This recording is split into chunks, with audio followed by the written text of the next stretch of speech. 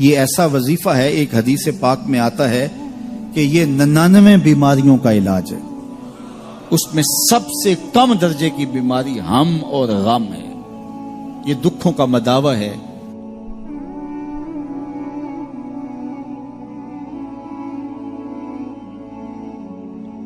ارشاد فرمایا جو اللہ سے ڈرے اللہ اس کے لیے راستے کھول دیتا ہے، اور اللہ اس کو وہاں سے دیتا ہے جہاں سے اسے گمان بھی نہیں ہوتا۔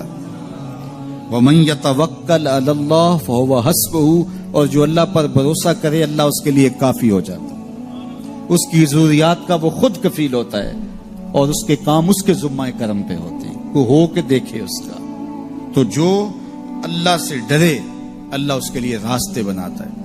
حضرت عوف بن مالک رضی اللہ تعالی عنہ الاشجعی حضور کی خدمت میں حاضر ہوئے اور عرض گزار ہوئے کہ میرا بیٹا سالم مشرکین کی قید میں ہے اور میں فاقوں کی حالت میں ہوں، تو فرمایا آل محمد کے پاس ایک سیر جو ہیں، بس اس کے علاوہ ہمارے پاس بھی کھانے کے لیے دنیاوی اسباب نہیں ہیں۔ کہا صبر کرو اور اللہ سے ڈرو، اور لا حول ولا قوت الا باللہ کثرت کے ساتھ پڑھو۔ یہ ایسا وظیفہ ہے، ایک حدیث پاک میں آتا ہے کہ یہ 99 بیماریوں کا علاج ہے، اس میں سب سے کم درجے کی بیماری ہم اور غم ہے، یہ دکھوں کا مداوع ہے، مشکلات کا علاج ہے، اور یہ وظیفہ میرے حضور نے بتایا۔ حضرت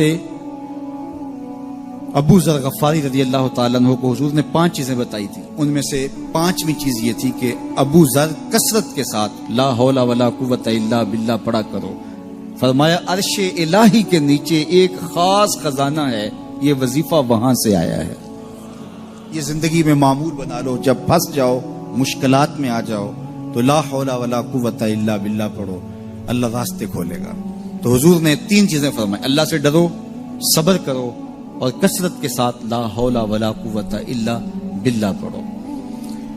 وہ فرماتے ہیں کہ میں یہ عمل شروع کیا، ابھی گھر میں بیٹھا ہی تھا کہ دروازے پہ دستک ہوئی، تو میں اٹھا کہ دروازہ کھولوں دیکھوں کہ کون ہے، تو دروازہ کھولا، دیکھا میرا بیٹا کھڑا ہے اور اس کے پیچھے 100 اونٹ کھڑے ہیں۔ تو میں نے کہا کہ تم اور یہ اونٹ؟ کہا مجھے موقع لگ گیا، میں ان کی قید سے بھاگ آیا اور آتے آتے ان کے 100 اونٹ بھی ہانک لایا ہوں۔ وَيَرْزُقْهُ مِنْ حَيْثُ لَا يَحْتَسِبُ، وہ تمہیں وہاں سے رزق دے گا جہاں سے تمہیں گمان بھی نہیں، اس کے ہو کے تو دیکھو۔ اللہ اکبر، اللہ کے ہو جاؤ تو پھر وہ تمہاری ضرورتوں کا کفیل ہو جائے گا۔ فرمایا حضرت عبداللہ ابن مسعود رضی اللہ تعالیٰ عنہ نے کہ کسی شخص کو فقر و فاقہ آ جائے تو وہ لوگوں کو بتائے کہ میں آج کل بڑے مشکل حالات میں ہوں، ہر وقت لوگوں کو بتاتا رہے تو اس کی مشکل بڑھے گی، اس کی مشکلیں آسان نہیں ہوں گی اس طرح۔ اور اگر وہ اپنی اس مشکل کو کسی سے شیئر نہ کرے بلکہ مصلی بچھا کے اپنے رب سے کہے کہ مالک فقر و فاقہ آ گیا ہے اور اس کا علاج تیرے پاس ہے، اس مرض کا مداوع تیرے پاس ہے۔ تو حضرت عبداللہ ابن مسعود فرماتے ہیں کہ رسول کریم نے فرمایا جلد یا بدیر اللہ اس کو مالا مال فرما دے گا۔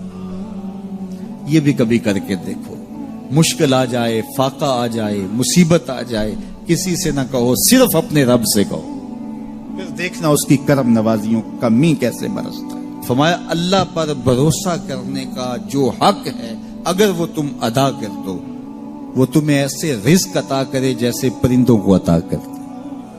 ہم تو دکان پہ جانا ہوتا ہے، فیکٹری میں جانا ہوتا ہے، ہم اپنے کاروبار پہ جانا ہوتا ہے، نوکری پہ جانا ہوتا ہے، مزدوری پہ جانا ہوتا ہے، ہمیں پتہ ہے کہاں آج صبح جانا ہے، لیکن پرندوں کو کوئی پتہ نہیں ہوتا کہاں جانا ہے، راس المال بھی نہیں ہوتا، لیکن صبح نکلتے ہیں، شام کو کبھی بھی خالی پیٹ نہیں آئے۔ بن توکل پنچھی اڑ دے، خرچ نہ پلے زیرا ہو، گھر سے خالی پیٹ نکلتے ہیں، جب واپس آتے ہیں تو پیٹ بھرے ہوئے ہوتے ہیں، اور پھر جو ان کی ضرورت ہوتی ہے اللہ وہ ساری ضرورتیں پوری کرتا ہے، جو ضرورت ان کی ہوتی ہے۔ یہ شیر کتنا گوشت کھاتا ہے اللہ روز اسے دیتا ہے، یہ ہنس روزانہ سچے موتی کھاتے ہیں، اور آپ مارکیٹ میں لینے جائیں لاکھوں روپے لگا کے تولے ماشے کے حساب سے آپ خریدتے ہیں، پھر بھی آپ کو یقین نہیں ہوتا کہ یہ سچے ہیں یا 2 نمبر ہیں.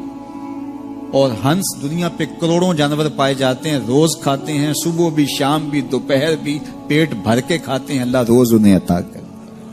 کہا اس پہ بھروسہ تو کر کے دیکھو، وہ تمہاری ضرورتوں کا کفیل ہوگا. اس پہ بھروسہ کرو گے وہ تمہیں وہاں سے دے گا جہاں تجھے گمان بھی نہیں ہوگا.